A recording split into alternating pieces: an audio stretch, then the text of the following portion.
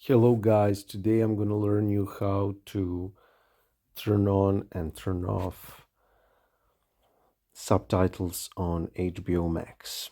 So the first thing you need to do is head on to your HBO Max app, and when you log in, which is going to ask you if you never used the app, you can then play an episode or a movie you would like to watch.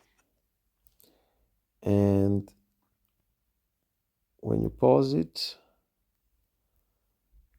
and click here, you will get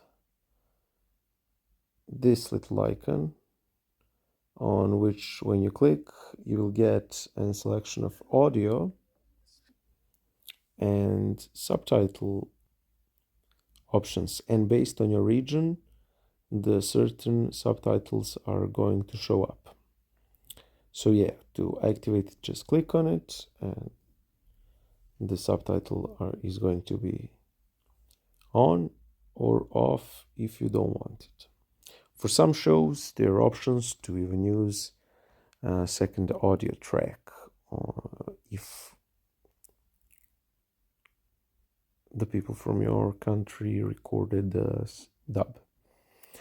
Hope this helped. Subscribe for more useful tips.